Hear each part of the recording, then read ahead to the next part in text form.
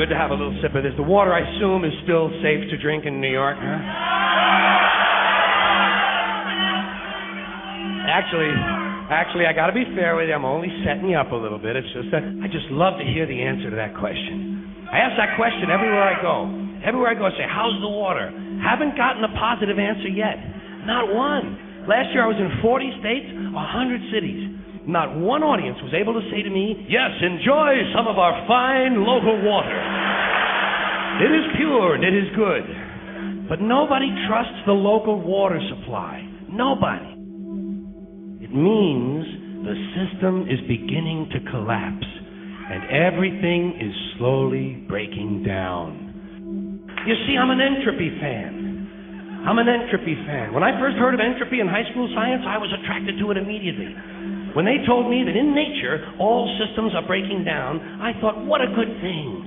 What a good thing. Perhaps I can make some small contribution in this area myself. And of course, it's not just in nature. In this country, the whole social structure just beginning to collapse. Just beginning now to come apart at the edges and the seams. You watch. Good afternoon, everybody. Welcome to the October 13th radio address, Lecture 3, A Profile of Collapse. My name is Peter. I'm going to talk at you for the next hour on the subject of social and economic collapse. Prophetic words from the late, great George Carlin. His education was phenomenal, and the way he chose to sneak in very, very profoundly important observations about society and human behavior is something that I don't think any other comedian or social observer has come forward with since Carlin. Maybe Bill Hicks is the closest to come into play. And then you have Richard Pryor and Lenny Bruce.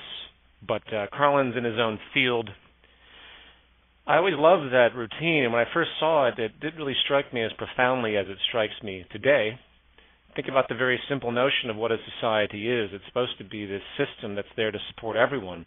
And water being one of the most important attributes of our existence, the fact that we've let it be degraded. And I mean, imagine telling somebody 60, 70 years ago that they would be paying for drinking water in the future, and the cost of that water would be more than the cost of petroleum.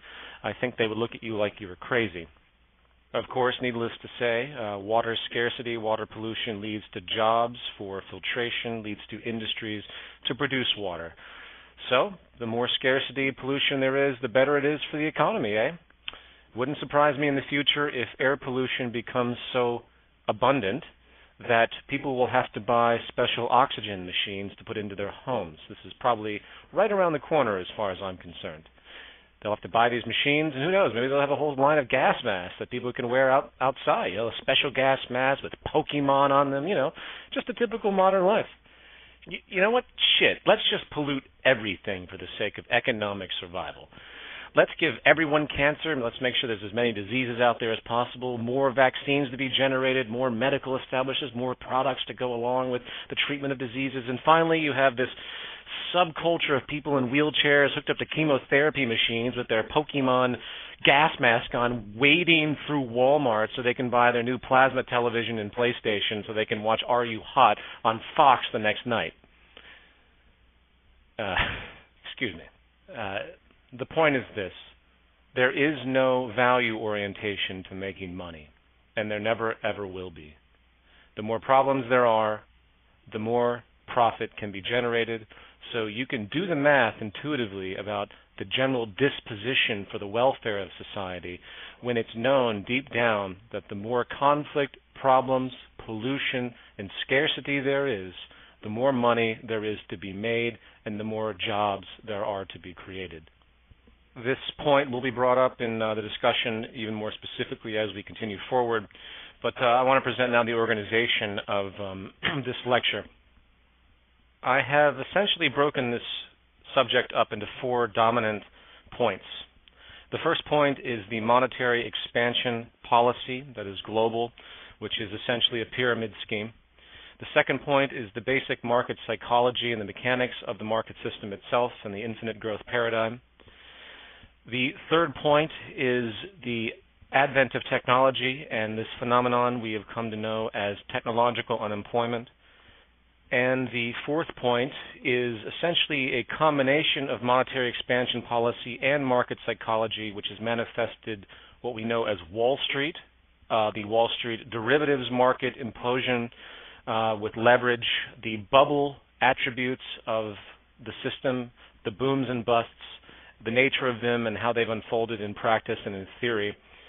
And those 4 points added together, I'm going to proceed to talk about government collapse, corporate collapse, and ecological collapse. The final collapse, ecological collapse, of course, being the true nail in the coffin. Everything else is basically a fiction. It's elaborate stuff that we've just invented to navigate society. It has no real relationship to anything. Governments aren't real. Wall Street isn't real. The monetary system isn't real. The market psychology is an invention. So what we have really at the core of this problem is the ecological collapse, the finite resources, the pollution, and many other attributes associated. Okay, the first thing we should probably do is to define social collapse. What is collapse? Collapse cannot be just a singular event. While there can be pockets of, quote, collapse in certain sectors or divisions of society, if you will, it's really a process. Social collapse is when the system itself unfolds in a manner to break down the well-being of society and its constituents. Or to put it another way, when all the indicators of social health are in some form of negative decline, meaning they're no longer in a positive nature or a steady state nature. They're actually moving in a negative pattern, which will have negative repercussions for the species. So the next thing to consider would naturally be the measures of societal or social health. I'm going to use the term societal health as an all-encompassing definition here. There would be 3 attributes of societal health that you could measure. There would be your personal integrity, which means your ability to get nutrition, clean water, your basic health, your immune system's ability to fight cancer and all the environmental conditions that enable that, your mental health, the ability to not have personality disorders, attention deficit, and many things that are in fact triggered by the environment. Stress relationships, high stress dispositions, of course, can have very negative consequences to your health, both mentally and physiologically. This would be the personal integrity. And obviously you can't have personal integrity without having social integrity, so they're connected. I define social integrity as getting a job in this system, having a lack of conflict, establishing trust, there being little poverty in the system, there being less of an income gap and stratification, which has been proven to be very negative to social health. Wars, obviously, are a big problem. The more wars there are, the more negative it is, for the social integrity. And then, underneath all of these notions is the ecological integrity, which are the resources that govern everything that we have, the energy sources, the ability to produce food, arable land. And then on the other side, you have pollution, all the negative retroactions that we've created. And the ecological integrity is naturally a very, very important part of the social integrity, and the social integrity is a very, very important part of the personal integrity. And this brings us back to this measure that I'm defining as simply societal health. So I hope everyone followed that. Now, with regard to personal integrity, those that haven't seen the lecture Social Pathology, where I run through Richard Wilkinson's work about income inequality, which is growing across the world, and the stress relationships, the psychosocial ramifications, consequences of that inequality, I suggest you go back and review that. Generally speaking, and I'm not going to make a huge treatment on this, but the personal integrity, which I just defined as, say, cancer rates and mental health, you'll find that, first of all, when it comes to mental health, psychiatric disorders across the board are rising. Antidepressant usage has increased substantially over the course of the past few decades. Now, you can argue that there's hype through drug companies to get people to take them, and that's fair enough. But overall, if you look at all psychiatric disorders, they tend to be increasing, especially in the Western, more stressful, highly stratified areas. Mood disorders, depression, anxiety disorders like obsessive compulsive disorder, personality disorders like antisocial, and of course suicides. I mean, suicides have virtually doubled within the past 60 years. I believe, according to the WHO, it was 10 deaths, suicide deaths per 100,000 in the 1950s, and by the mid-1990s it was 18 per 100,000. And you can imagine what it is today given the stress relationship to such a phenomenon. All of these things are related to stress. Stress is the defining attribute. And where does stress typically come from?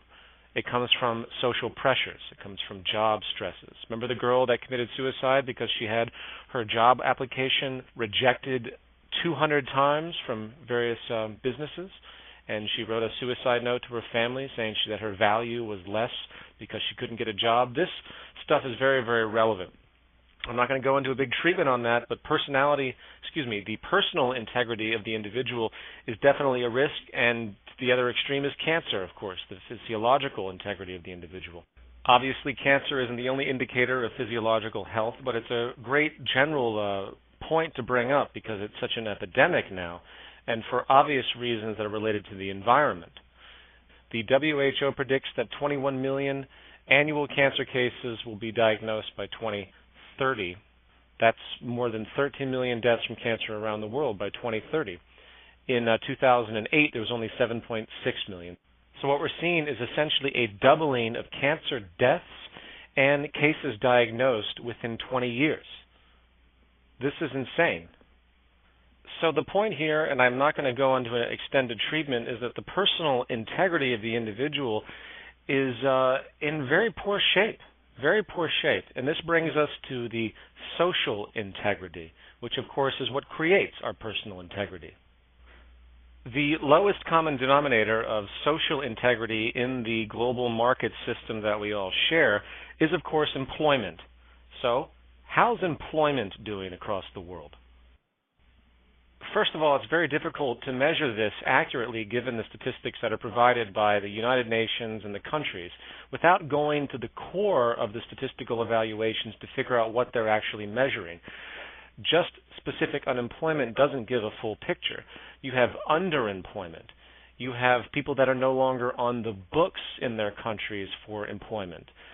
These measures compiled together paint a very, very different picture than what you see. But I'm going to give you the standard numbers, and I want you to understand that these standard numbers are going to be much, much worse. The International Labor Organization, the ILO, as of October 1st of this year, puts global unemployment at about 213 million. Now, you can make what you want of this number as far as the validity of it, but that's for another conversation. It's the trend that's really going to give everything away.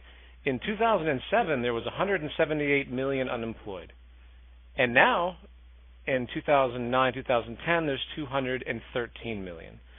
So it's a fairly substantial percentage increase that's happened. Of course, it relates to the global financial crisis, but there's something much more profound going on here, which I will talk about when I get to the issues of technological unemployment at a later point. But let it just simply be understood that over the course of the past 10 years, overall as a trend, percentage unemployment has increased. And what really gives this away is, in fact, the global poverty numbers that have also increased, which I'll go over next. According to the World Bank, 1.4 billion people live on less than $1.25 a day. That is the accepted extreme poverty line, $1.25 a day. Now, generally speaking, people say, oh, well, poverty line, 1.4 billion. I guess that's not that bad, right? Well, let's go to $2 a day. How many people live on less than $2 a day? That would be 2.5 billion people living on less than $2 a day. Now, jumping ahead here, about 5.5 billion people, or 80% of the world's population, lives on less than $10 a day. I would like everybody listening to put themselves in those shoes for a moment. And we're not talking about $10 for food or $10 for utilities or $10 for housing. We're talking total. Now, if you look at the trends associated with these things, what you tend to find is that at the very lowest level of extreme poverty, things have actually gotten better. But all they've done is increase higher level forms of poverty, which is the way I will define it.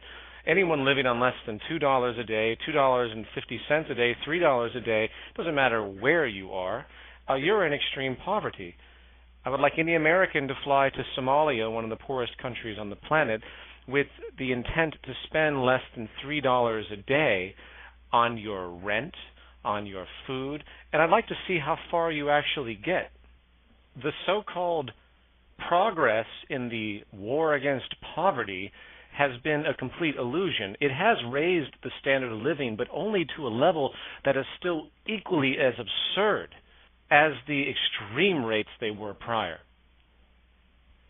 In fact, and I apologize for the tangent, I'm going to bring this to the level of the United States for a second. In the United States, the same fraudulent statistical model of this poverty line that's assumed is in full force as well. You have hedge fund managers bringing home $200, $300 million a year, while the poverty line in the United States for a 3-person family, husband, wife, and a son or daughter, is, guess what, in the 48 contiguous states, $18,310. I would like anyone out there in the United States to try and live on less than $20,000 a year with 3 people in your family. Let's see that happen. I'd like to see that. Obviously, it's being done, but just imagine the state of deprivation that generates. In fact, I did a very quick calculation to see how this would play out. The average rent, according to the 2003 census, was about $684 per month. Sorry for the outdated data. I'm sure it's higher now. But okay, $684 per month for the average rent or mortgage. So that's $8,208 a year. Now let's take into account energy costs. 15 cents per kilowatt hour with an average usage in 2008 of 920 kilowatt hours a month brings it to $1,656 a year. So that brings our total spending power after rent and electricity to $8,446. And divide that rate by each person in the household, which is 3, so you have $2,815, which equates to $7.71 a day to spend on food and transportation and health insurance. Health insurance, of course, is thrown right out the window in an equation like this. No one making $20,000 a year, unless they have a good job, is going to be having health insurance out of pocket, that's for sure. So $7.71 a day. I guess if you're eating McDonald's Happy Meals every meal of the day, you might be okay. And of course, this doesn't even take into account all the general problems associated with living, any type of health problem, any type of transport problem. I'll just stop there. Oh, and I'm sorry, 14% of the American population now exists under this so-called poverty line, which is completely absurd. Okay, so I've gone over the labor issue and the poverty issue with regard to the social integrity category we denoted for societal health. There are other issues to talk about which I'm not going to go into, such as the income gap and all the side effects of that, as I mentioned prior. The fact that all the military establishments on this planet are currently arming themselves to the teeth. If you think it's a good measure of societal health to have everyone selling armaments to each other, creating new machinery, the military now trying to use robotics to automate and remove humans from the actual fighting. If you want to see social distortion, just wait until the United States conducts a war without people actually fighting. And one final note is that social instability across this planet has continued to increase, whether it's general crime, whether it's the Western prison populations, which of course have many different variables to it, but which is largely structural violence, but that's for another conversation. But overall, you have general social instability occurring across this planet, and I'm going to come back to the reasons why I'm discussing all of this before I go into the next section. But for the final point of this section regarding societal health, let's talk about the ecological integrity or lack thereof of the current environment and the trends it is foreshadowing. Now, I'm not going to go into too many specifics with this because I am going to bring it up in the next section, but let it be known that the ecological integrity of just about everything on this planet is in a state of crisis. From water resources going scarce, to the loss of arable land with no initiative made to move beyond the use of arable land. In other words, there are other solutions that can be oriented. To resource depletion in general, to the decline of fish in the oceans, to the lack of interest to move into renewable energies and a systems approach to get rid of oil and fossil fuels, which is not only damaging but will eventually run out, species extinction spasms, grand amounts of pollution coming from all sides, the waste accumulation from the production processes and the disposal processes are absolutely incredible. Perhaps you saw the Russia Today news report on Moscow and how Moscow is being engulfed in garbage because they take the garbage and they just make big hills out of it. So ecological integrity is at risk in a very, very grand way. Now, again, I'm going to go through all of this more so in a second because the ecological collapse attribute is very, very critical to understand. But I want to point out the reasoning for this setup. The issues of societal health I've just gone through, the personal integrity issues of cancer, health, mental illness, stress relationships, the social integrity issues, jobs, conflict, poverty, income gaps, propensities for war, and the ecological integrity issues, resources, management, pollution, energy. Every one of these attributes has a negative trend for the future.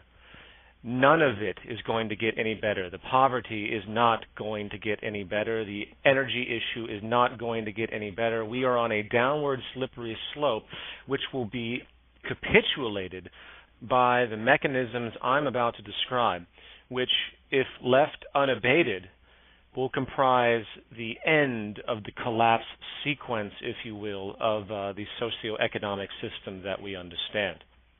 I will say as an opener that the monetary system and the market mentality will be what destroys and kills everything on this planet.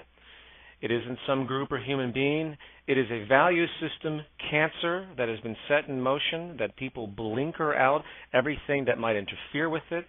And this processes that I'm about to describe, the attributes therein, is the problem of the world society. And nothing is going to change any of these attributes in the long run until the entire system is overhauled. Okay, coming back to my 4 points. The first point was monetary expansion policy. The second point was market psychology and the infinite growth paradigm. The third point I've stated before was technological unemployment and the issue of labor. I'm going to switch that around now with the Wall Street derivative phenomenon, because that relates more contextually to the prior 2 points.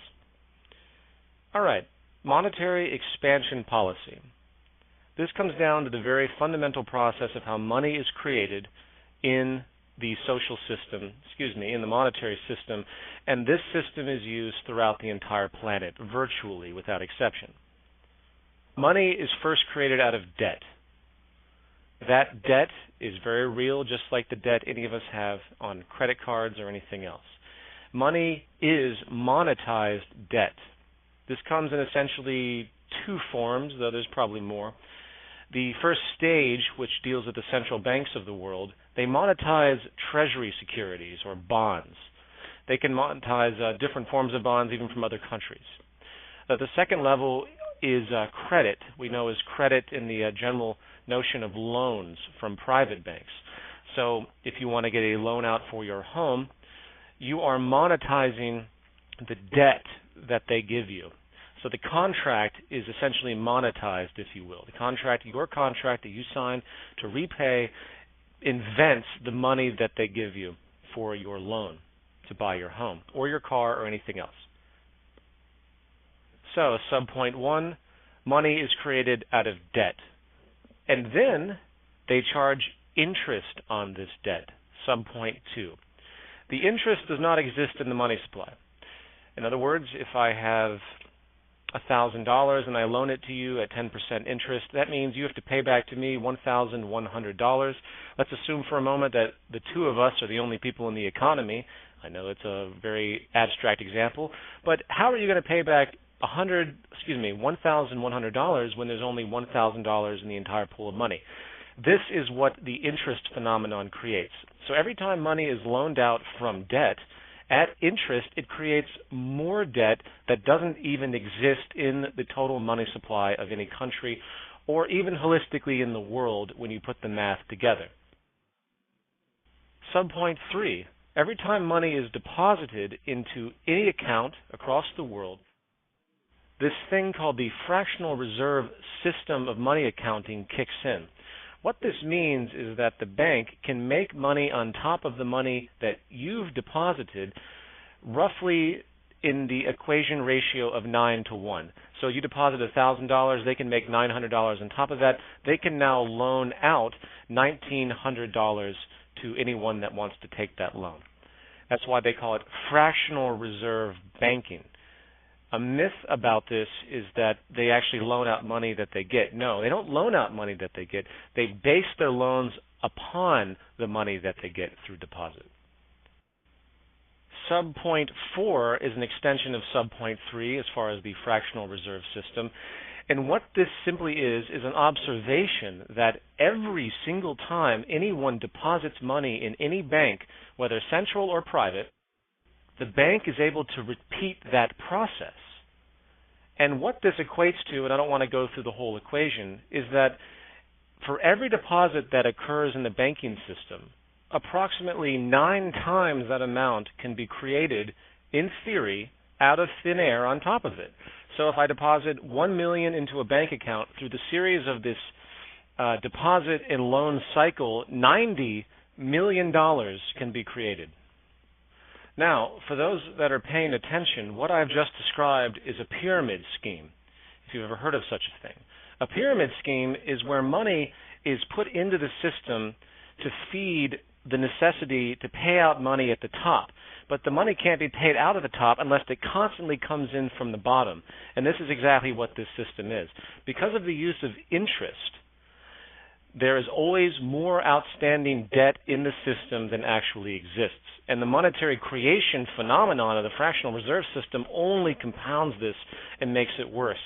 All you have to do is take a look at the amount of money that the United States, for example, has created over the course of the past 100 years, and all you see is a nearly parabolic amount of money shooting into infinity. In fact, the Federal Reserve stopped reporting M3 because they didn't want people to even know how much money they were creating because of the psychological association to inflation. And this is a very important point.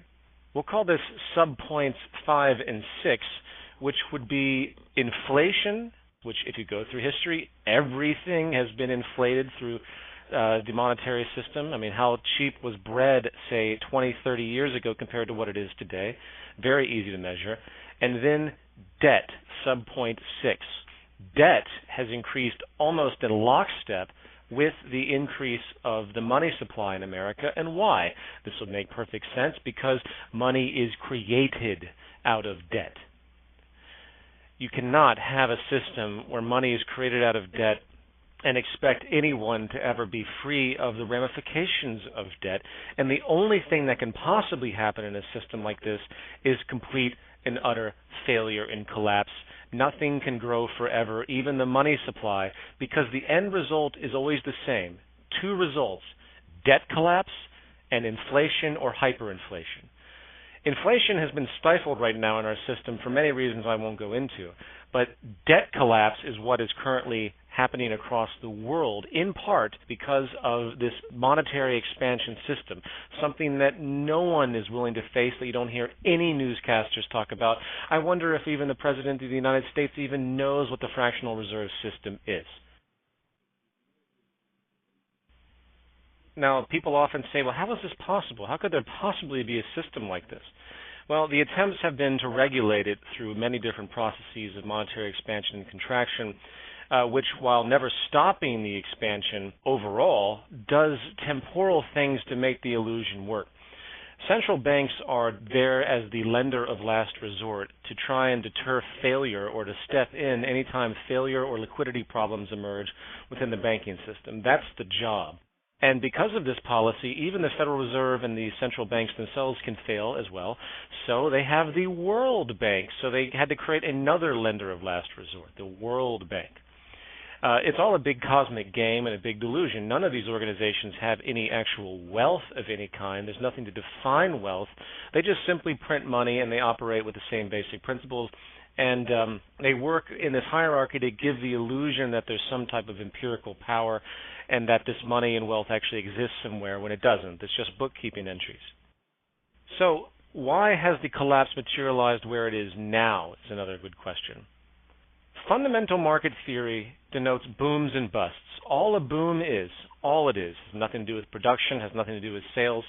All a boom is in the boom and bust cycle is the insertion of more money that's being utilized.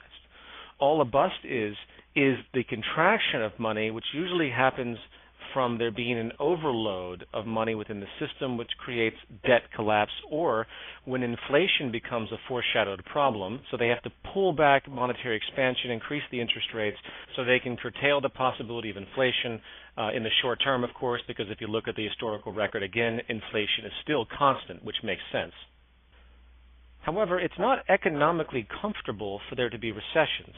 The political officials don't want it. They want to see progress to make their institution look like they're actually doing something positive. So the market system has not been allowed to play out in its real boom and bust phenomenon. So what they've done is they've done money injections every time there's a recession, virtually every time. And these money injections create a false or a truncated bust, which does not actually correct the inflationary properties, the expansion properties of the initial money creation that created the boom. So what you have, if you can envision a pyramid, is this boom and bust cycle that's riding up the pyramid. It's been riding up for a long time, where they keep truncating, if you will, the busts, which were never allowed to fully correct. And what we are is at the top of this pyramid, where it says, okay, this can't work anymore. How much more debt can we go into? 14, 15, 16 trillion dollars of American debt? How about 40 trillion dollars worth of American debt? There becomes a point of saturation where the debt creation, meaning the monetary creation, cannot handle the inflationary ramifications, not to mention the debt responsibilities that are spread throughout the society, and hence systemic collapse of the entire monetary expansion sequence has to occur. It has to. It's a mathematical inevitability, and that's where we are now. Now, please understand something. There is no balanced element here. There is no way to make a steady state fractional reserve lending policy and monetary system. It's literally impossible based on the way the system is constructed. Even with the most optimized form of regulation and care given to the booms and busts, meaning not truncating the busts, you would still have inflation and you would still have debt, and invariably and inevitably you would still have collapses from them. And one of the reasons of that inevitability, again, is because of the interest charged for each one of those loans, which does not exist outright in the money supply. Failure is inevitable. It's a pyramid scheme. So what you have now is an entire world based on monetary expansion practices that simultaneously create debt, more debt than they actually create money, in fact, and the world you see around you is the result. You have every single country facing extreme debt collapse because of their own financial policies. Everyone's borrowing money from each other through bond sales, making more money out of nothing, loaning it at interest to the public in other countries. All it can possibly do is lead to more failure and more collapse. The very idea that you're going to try and solve debt and monetary problems by making more money out of debt, again, to solve anything is the most hilarious thing I've ever heard of. It's like throwing oil on a fire thinking it's water. It's just going to make it worse. That understood, now let's bring it down to the actual market psychology, the actual dynamics of what we call a market itself, this buying and selling, the use of labor, and understand how this process and this mentality, if you will, is furthering and compounding the collapse as we see it and will continue to do so. The entire market system, as I've discussed before, is based on cyclical consumption. It's based on the assumption that infinite amounts of consumer and money circulation will continue. The money moves from the consumer to the producer, which divides it up to the laborers, which make the goods, which the laborers get wealth from, and then become the consumer along with the producer, and you have this cycle going on and on and on of consumption. The first thing to consider with this is that the monetary expansion policy I just described creates a game of musical chairs where debt collapse and bankruptcy is inevitable. And the businesses know this, so they're exasperated a little bit more because they have often more debt requirements than the system really should require, but they're always a little bit against the wall. Keep that in mind. It's a pressure of the system to be more cutthroat than they typically would be if the fractional reserve lending policy and interest attributes were not in existence. So that is a particular point of pressure to keep in mind. The second point builds upon that with the fact that waste and exploitation and pollution are built right in to the modus operandi of seeking profit and maintaining a competitive edge. Maintaining a competitive edge and creating market share transcends all environmental concerns, transcends all social concerns. As I alluded to prior, to have air pollution is actually profitable for a certain industry, so they can make products to service that air pollution. To have water pollution equally as well. You have whole industries now devoted to making bottled water for people to buy at rates more expensive than oil. So the more problems there are, the more money that can be made. And whether any particular businessmen will ever admit this, it is irrelevant because it's built into their psychology. Waste, exploitation, pollution, and the ability to profit off of anything and everything is the overriding market psychology, which will lead to systemic collapse-oriented problems in one direction or another. We live on a planet of finite resources where resource preservation, hence the term economical, hence the definition of economics, should be employed. Resource preservation should be the driving factor of all industry. It isn't. It's exploitation, waste, pollution, and capitalizing on anything possible, even if you're capitalizing on problems which you should resolve, as opposed to making money off of servicing. In other words, it is more profitable to service things than to actually fix them, including the environment. So to summarize how this relates to collapse, you have on one hand a psychology that basically doesn't give a shit, and on the other side you have the need to constantly create and consume and waste resources, planned obsolescence, no efficiency built into anything, no need for longevity because you want to constantly service, you want people to constantly buy things. The very strategy of marketing today is based upon planned obsolescence deliberately. It's right there for everyone to see. And this will lead to both economic collapse and in many ways civil unrest through exploitation practices that you see in the slave labor camps and everything else in the third world. So I'm going to leave it at that as far as the issue of market mentality and move on and extend this point, in fact, to the third point, which is Wall Street, one of my favorite subjects.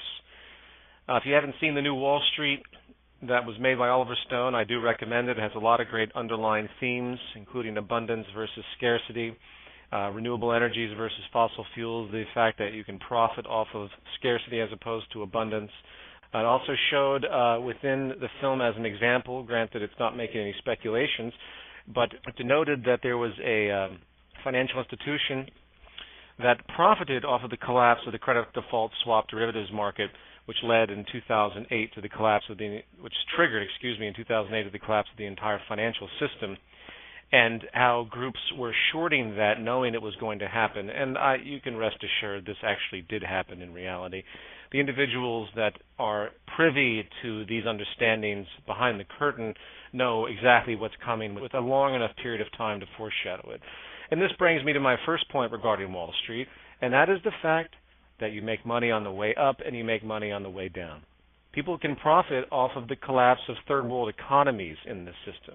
People profit off of the collapse of anything.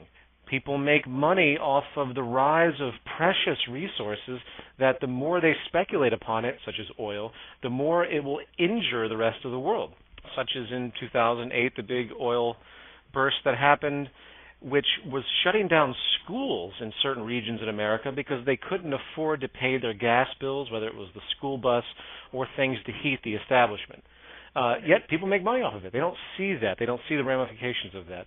Wall Street is a very unique invention. It's an extension of the market system. It's buying and selling, except it's gambling specifically because it's not actually buying and selling anything real, at least in the form of derivatives.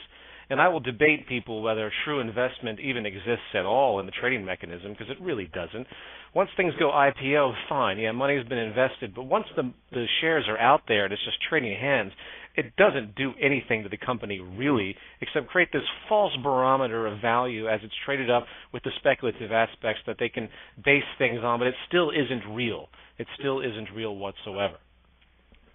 So the first point I want to make about Wall Street, then, is the fact that it is without any type of social concern whatsoever. You make money on the way up, and you make money on the way down. It's that simple, and the failure of society as we know it will be accompanied by a select few who make an outrageous fortune during that time, just like they did in the 1929 crash, just like they did in the market crash of 2000 when the bubble burst, the dot-coms, just like they did even on the decline of oil, those who were able to turn the tables fast enough, who knew what they were doing, knowing how exasperated the speculative-driven bubble was to begin with. So the decline of anything is profitable from the standpoint of Wall Street, and that in and of itself is a completely psychological value cancer that is completely unacceptable to any type of society that wants to have progress and balance and sustainability and long-term survival. The second point to make about Wall Street is the very dynamics of the game itself and the games it has invented. The first point to bring up with regard to collapse, of course, is the derivatives market, which I think everyone here must be familiar with by now. There are about $1 quadrillion of outstanding derivatives in existence, which I believe the GDP of all the countries on the planet is only about $60 trillion. So $1 quadrillion versus $60 trillion, there's something wrong with that equation, isn't there? For those that aren't familiar, derivatives are just financial instruments that have no actual value but derive their value evidently from something else. Then what they are just they're gambling bets. They're nothing more than inventions that people trade. And the reason that that market became so inflated was because of the heavy use of margin, the incredibly heavy use of margin pyramiding these investments over and over and over again. In certain instances, you can have 50 to 100 to 200 to 1 margin in instances. That means for every dollar you put up, some fantasy bank puts up $200 on top of that $1. That's just insane. And it's easy to see how such outrageous amounts of value could be created up to $1 quadrillion. The irresponsibility of this is so profoundly incredible because that money has to be real. That money has to exist at some point to pay back everyone that requires money to be paid back, including the banks that loaned out the money to begin with. So, of course, if there's a problem and there's a substantial loss anywhere in this chain of causality, suddenly everything gets triggered and you have this outrageous amount of money owed to all these other people that cannot be paid back, and hence the domino effect begins. I'm sure by now everybody's familiar with the housing market collapse. I'm not going to go into the full chain of causality, but there's something called a credit default swap, which was sort of an insurance policy, which is a derivative and very largely traded derivative used in a few different mediums, which was one of those chains of causality that led to the need for massive bailouts of the economic system and institutions like Bear Stearns. Now, I don't want to belabor this, but the point is very simple. The derivatives market bubble, as it exists, hasn't even come close to collapsing in the way that it likely will fairly soon. The housing market is not done collapsing with all of its mortgage-backed securities and collateral debt obligations and credit default swaps interlinked as well. There is an outstanding time bomb waiting to burst within the global derivatives market.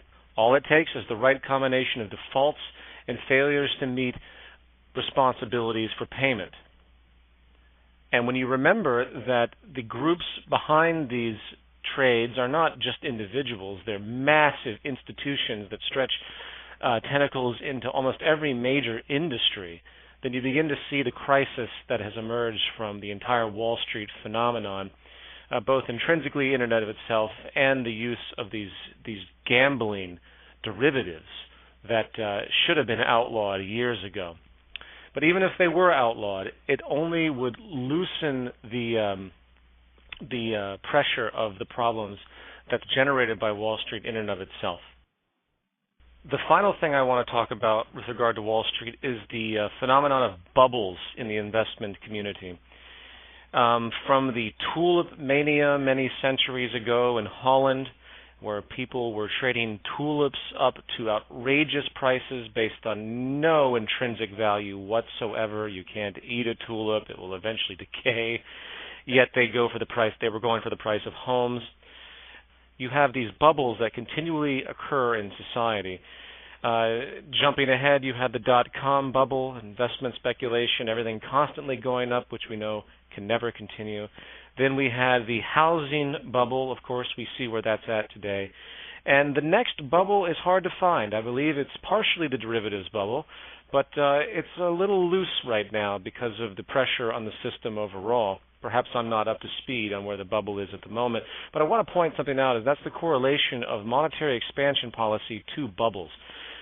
When money is created in surplus, such as the Federal Reserve after 9/11 lowering interest rates to 1%, and suddenly all the banks jump in and take tons and tons of loans and then pile on leverage, do their investment attributes, this money tends to go into isolated sectors, and it just happens to gravitate into certain sectors and creates bubbles.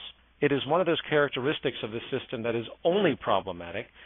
And it's, again, a reminder of the fact that we need to be in a steady state economy and get away from all this bullshit where these absolutely bizarre ebbs and flows and they create aspirations and illusions, and then invariably they just collapse and they injure everyone except the select few that are on the inside, the 0.001% that can make the money at all times after these collapses. Not the public. The public always loses. The public will continue to lose.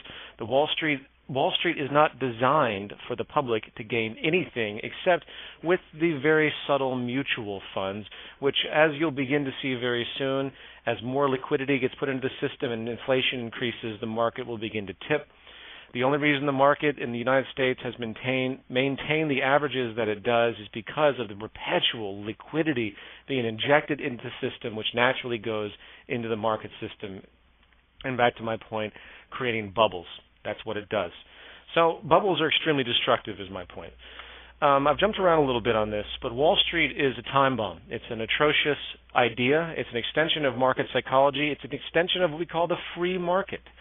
The free market is Wall Street. If anyone tells you otherwise, then they're not paying attention to the central mechanisms of what the free market represents. And I want to add as an aside that the only way you can save the free market is by periodic interventions of socialism, period. The free market invariably goes beyond the point of no return, and it will continue to do so over and over again, whether it's dealing with Wall Street, whether it's dealing with companies that just need to make more and more loans and eventually go bankrupt and have large enough businesses that can't fail, so they have to be bailed out by the United States, whatever that even means. All that means is that they sweep it under the carpet. The United States doesn't have any money. None of the... I hope the illusion becomes clear, and I'm going to have to leave it at that for now. And this brings me to point 4 of this second section, if I remember correctly, and that has to do with labor and technological unemployment. This will be a little bit of a gear shift from the prior subjects, but actually I think it basically goes back to the second point, which has to do with the market system and cyclical consumption, the need for cheap labor. As with anything, you want to have cheap initial input resources that you can utilize to resell at a competitive price and make as much money as you can. Obviously, labor should be as cheap as you possibly can get it to be. That is a natural mechanism of the market system.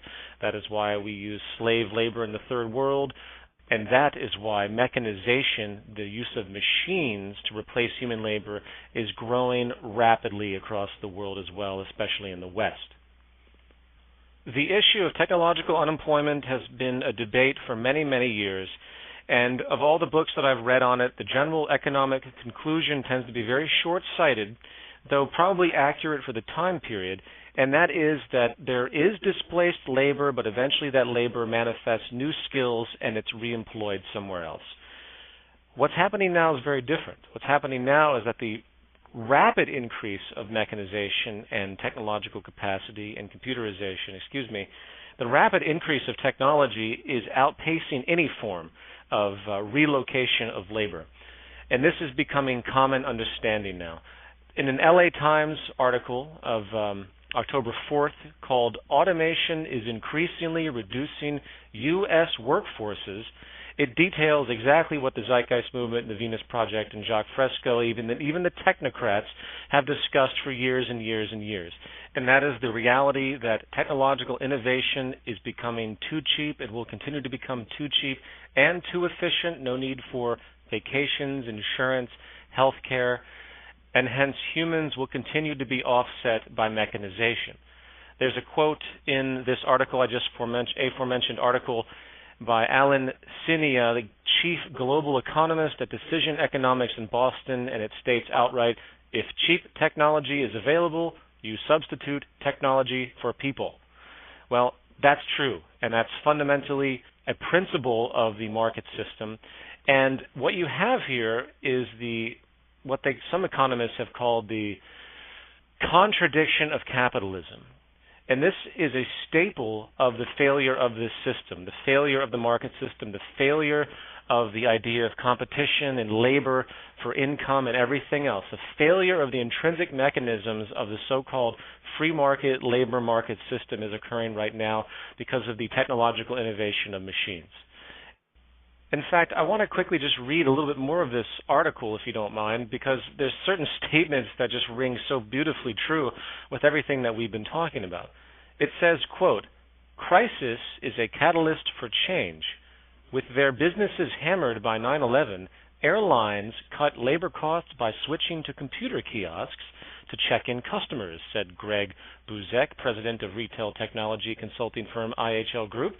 Other industries, such as restaurants and retail stores, are speeding adoption of these machines. About $300 billion worth of transactions moved through such kiosks in 2006. That figure is expected to be $455 billion this year and $700 billion by 2014, Buzek said. EMN8, a San Diego company that provides self-service kiosks to restaurants, including Jack in the Box, has seen a, quote, "dramatic increase," unquote, in interest from fast food vendors in the last 8 months, said Brent Christensen, vice president of sales at EMN8. The company leases the machines to restaurants, saving them big upfront costs. It says at the end, "It is being driven by the opportunity to increase sales without adding labor or food costs," Christensen said. And it's not going to stop. And the more the economic collapse occurs, the more mechanization will come into play. The clincher here, which is going back to the contradiction of capitalism, is that every human being that's displaced loses purchasing power. Therefore, they cannot go and buy the goods being produced by the machines that replaced them. In other words, you have all these machines making goods in abundance cheaply, but yet you have a population that can't afford to buy anything because they have no jobs and therefore they have no money and no income. So, boom, that phenomenon in and of itself presents a slow grinding halt to the system that we understand. And it's going to be very interesting to see how those dynamics play out. In my new film, I'm going to talk deliberately about the application of mechanization, about what's possible today, and of course what's happening as well. There is still a moral issue, if you will, that's occurring in society where a lot of corporations are not mechanizing because they're still trying to keep the image that they support the labor force and that they're, American and we're made in America and we have American workers or whatever. And I'm sorry to say, though, as the recession continues, the Great Recession, which will lead to complete global depression if it isn't already, by whatever definition, mechanization will continue, and the romantic notions of human labor will not only be too expensive, it will be found that it's simply too productive to make goods without human labor. In fact, that's the final point I want to make on this issue, and that is the reality that the more we mechanize, the more productive it is. So it is socially irresponsible for us not to move into deliberate mechanization, hence the removal of the entire labor and market system. Okay, those are the four central attributes I wanted to talk about: monetary expansion, pyramid scheme, which will collapse from its own weight intrinsically; the market psychology that doesn't give a damn and will exploit resources and challenge every aspect of decency in our society; the technological unemployment paradigm, which will make this system void one way or another; and the accent known as the Wall Street phenomenon and the derivatives bubbles and everything else that simply add fuel to the monetary expansion policy, which is, of course, adding fuel to the global debt crisis. There was a new release by the S&P that I think by 2050, 60% of all countries will be defaulting on their economies. It'll probably be a lot earlier than that, in fact. I mean, if you really pay attention to what's happening with all the countries in the world, everyone's broke. Everyone's already defaulted. What does it even mean to default? If you have every country in the world owing money to every other country in the world, what the hell is that? What is that? It's pure insanity, and it's only going to lead to more misery and destruction as everyone tightens their belts for this fictional idea known as debt, which doesn't even exist to begin with. The only solution that can happen, and if I was at the UN, I'd say, listen, guys, we're going to erase all public and government debt right now. No one owes anybody anything, and that's the end of that. Obviously, if we did that, guess what? The exact same problem would happen because that's what this system creates. So you really can't just get out of it by erasing everything because the system is still there. You have to change the actual system. Okay, really quickly because I'm running out of time. The other attribute of this is ecological collapse, which is really what the true collapse is. Everything I've just mentioned is crap human beings have invented, and we've created this ridiculous paradigm where we actually think it's real. We think money and debt's real, and we have all these obligations to each other based on nothing but fantasy. I'm just going to go through this really quickly because I'm running out of time, but water scarcity is approaching crisis levels in the third world. It is already, actually, and it will continue to do so in the Western world. Energy resources, we have maybe 30 years before true energy panics arise on this planet. This doesn't mean we're running out of energy in a very literal way. It means that the psychology of understanding the decline of oil and hydrocarbon energy will have such an incredibly profound impact on the way the markets work, the price of oil, going back to Wall Street. If you think $180 a barrel is bad, wait till it's $200, $300 a barrel, and all demand is destroyed across the world because no one can afford it. This will happen in one extreme or another. You can count on it because that resource decline is inevitable one way or another. And overall, we have general resource pollution. We have all sorts of deforestation problems. The fish are running out. We have the pollution of the fish. Anyone that wants to take a moment to look at what we're doing to this planet, look at what we're doing to each other, it doesn't take much research to see that everything is in decline, species spasms and everything else. It's also important to point out that mankind is now using our resources at an alarming rate. The establishment production methods we have, the wasteful practices we have, has now generated a ratio where we are now using 1.5 Earths every year as far as what is created by the Earth, as reported by the Global Footprint Network. This is just profoundly scary when you put it into perspective. As a summation of this lecture, the market system and the psychology present, fueled by the monetary expansion policy and debt restrictions, exhausted and exasperated by the make money on the way up and way down Wall Street mentality, which is just an extension of the free market psychology, with the ticking time bomb of the derivatives bubble, coupled with the government collapses and the ecological collapses therein, is what will lead to not only the collapse of this system, but if left unabated, the fall of human civilization as we know it. And I'm out of time, and I'll talk to everyone next week. Thank you.